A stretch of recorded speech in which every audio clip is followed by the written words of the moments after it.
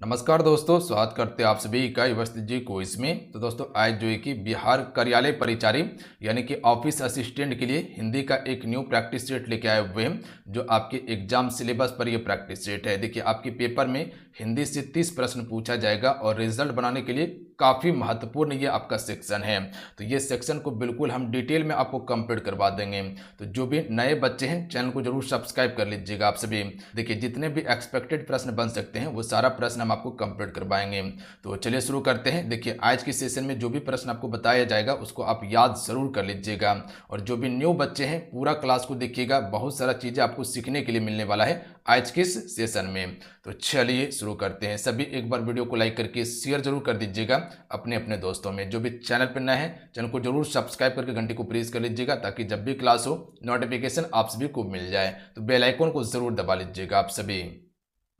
आइए first question करते हैं। पहला क्वेश्चन ये बन रहा है कि दिए गए मुहावरे का सही अर्थ वाला विकल्प कौन सा होगा। मुहावरा दिया हुआ है कि 2.5 दिन की बादशाहत का अर्थ क्या होगा, यानी कि 2.5 दिन की बादशाहत मुहावरे का अर्थ क्या हो जाएगा।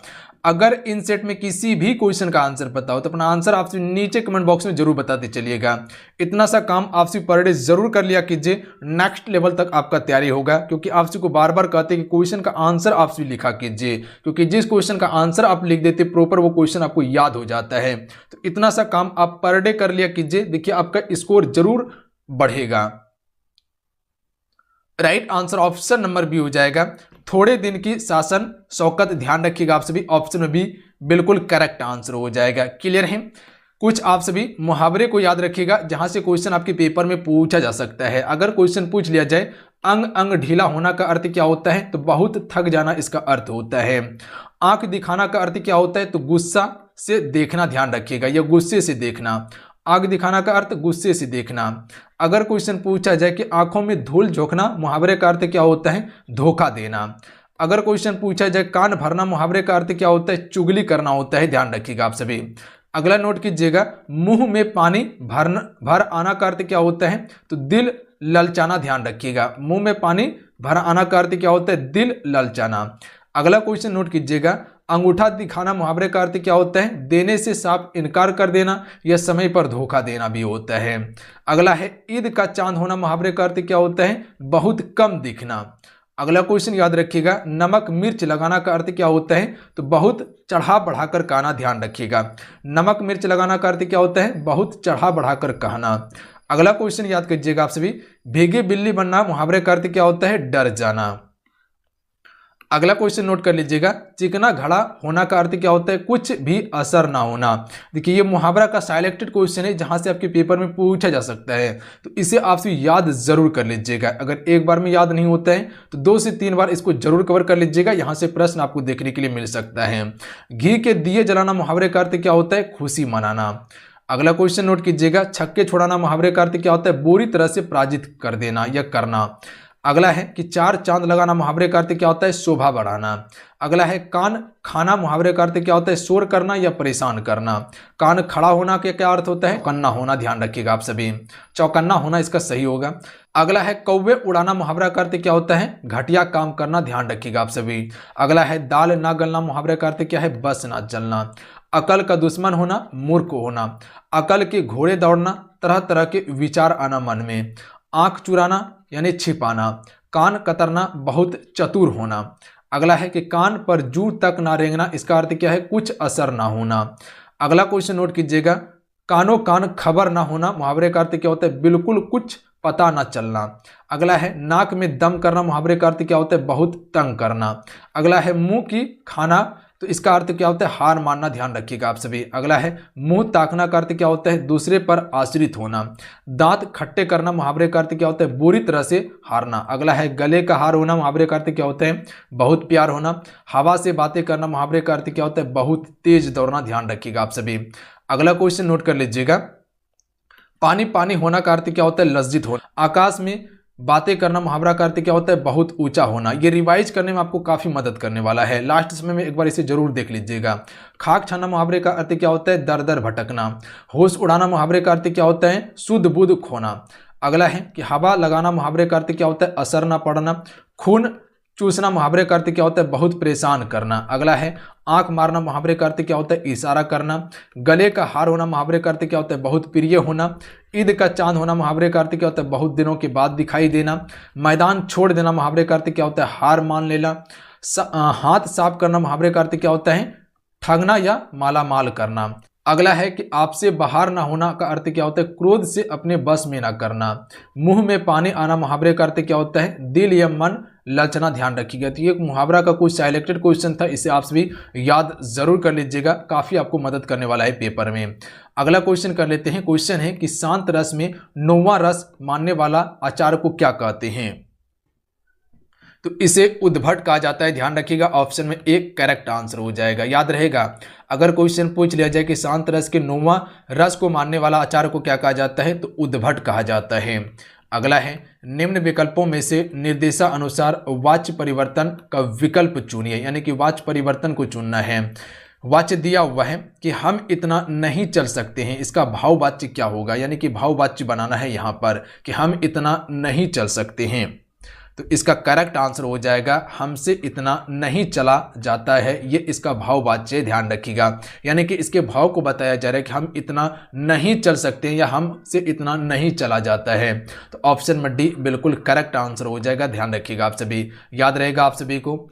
अगला क्वेश्चन देख लीजिएगा। क्वेश्चन है कि निम्नलिखित वाक्यों में से लोप चिन्ह का सही उदाहरण कौन सा है? यानी कि लोप चिन्ह आपको यहां पर बताना है। तो इस प्रकार से भी प्रश्न आपके पेपर में पूछा जा सकता है। देखिए, बिल्कुल आपके एग्जाम पैटर्न पर यह प्रैक्टिस सेट आपको दिया जा रहा है। तो इसीलिए आप सभी लास्ट में आपसे स्कोर बताइएगा कि 25 क्वेश्चन में आपसे कितने क्वेश्चन स्कोर कर पा रहे हैं। और फ्रेंड, जितने भी जुड़े हुए आपसे क्लासेस को लाइक जरूर कीजिएगा। देखिए, हम आपके लिए चाहते हैं कि बेहतर से बेहतर कंटेंट लाएं, जितना मेहनत हो सकता है उतना एफर्ट लगा के सारा कंटेंट आपके लिए तैयार करते हैं। बस आपसे क्या चाहते हैं कि सिर्फ क्लास को लाइक कर दीजिए। देखिए, हम आपको 100% देते हैं, तो आपका काम क्या है? तैयारी कीजिए आप भी 100%। ध्यान रखिएगा आप सभी, और जितना आप सभी से चाहते हैं कम से कम आपसे क्लास को लाइक कर दीजिए और अपने दोस्तों में शेयर कर दीजिए। इतना सा काम आपसे जरूर कीजिएगा।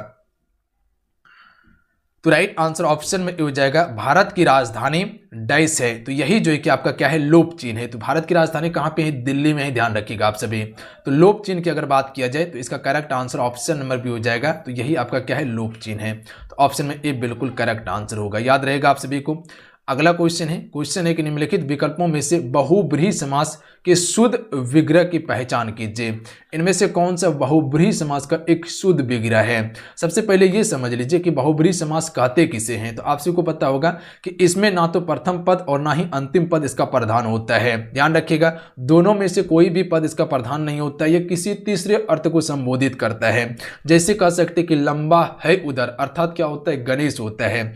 या कह सकते हैं कि 10 नंद, जिसका 10 आनंद है, यानी कि 10 सरबला रावण। ध्यान रखिएगा, तो ये क्या है? बहुब्रीहि समास का उदाहरण है जो अपना अर्थ छोड़कर किसी दूसरे अर्थ को बताता हो।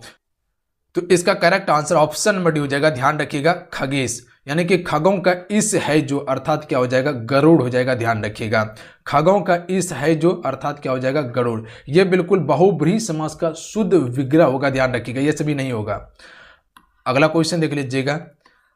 लंबोदर में क्या होता है? उसका विग्रह करने के बाद लंबा है उधर, जिसका अर्थात क्या होता है? गणेश होता है। अगला है दोहा मात्रिक छंद है, इसके विषम तथा सम चरण में क्रमशः डैश मात्रा होती है।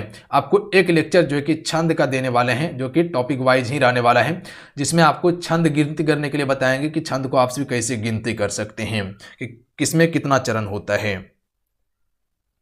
तो इसका correct answer option number B हो जाएगा। 11 और 13 होता है। ध्यान रखिएगा, अगर विषम की बात किया जाए तो विषम में 11 होता है और सम चरण में 13 होता है। ध्यान रखिएगा आप सभी।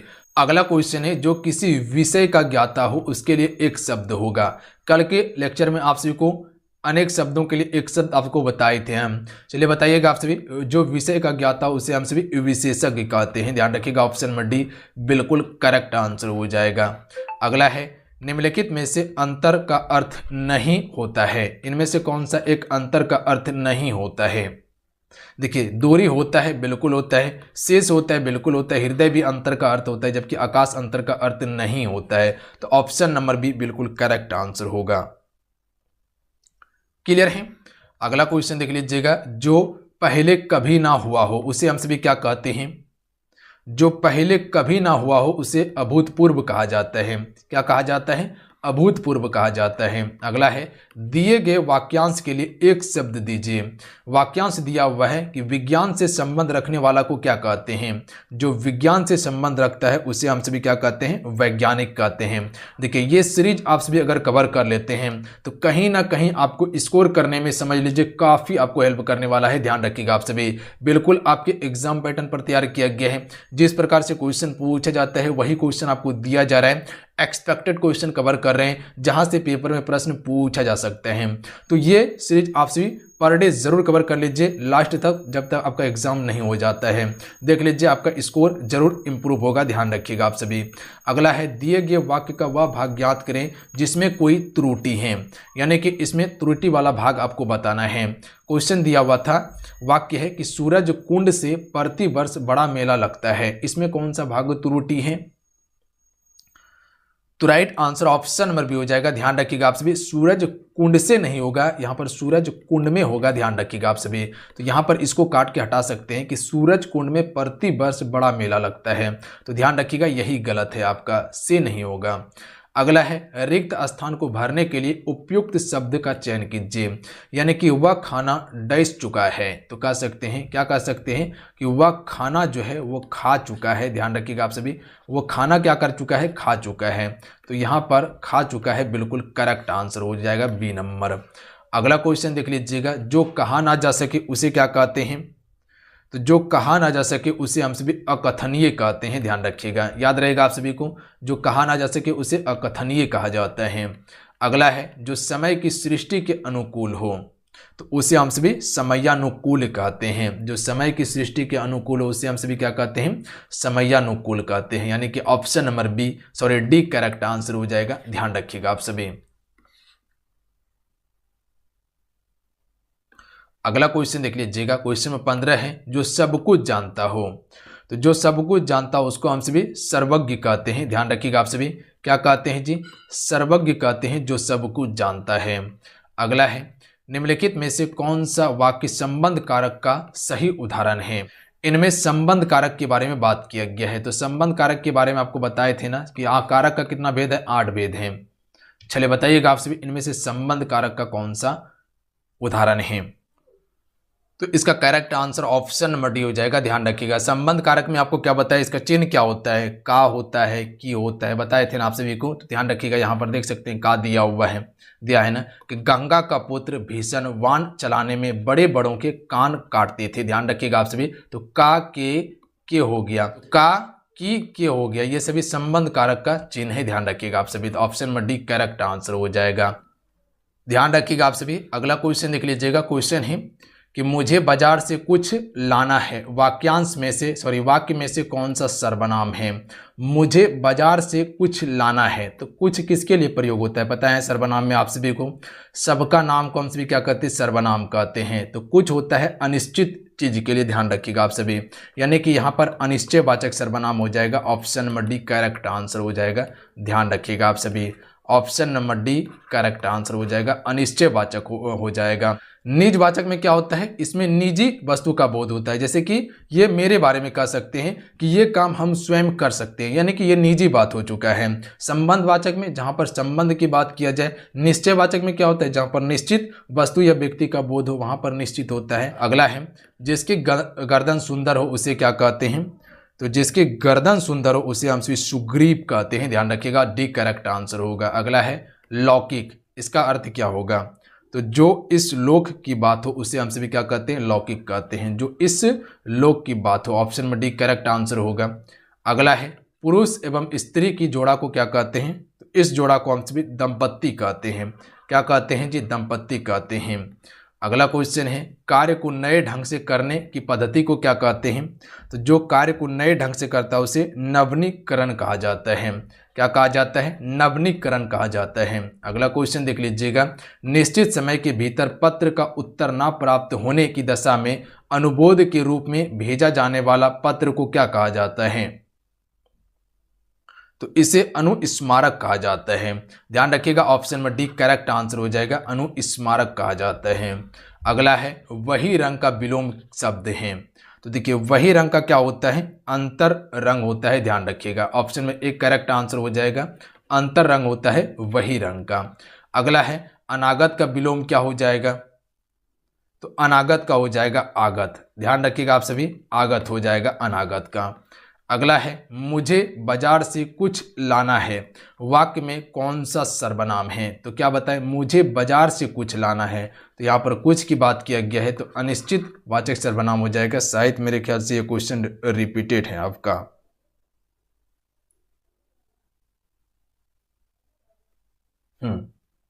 बिल्कुल ये क्वेश्चन आपका रिपीट था। चलिए कोई बात नहीं है, इस क्वेश्चन का आंसर कीजिएगा आप सभी।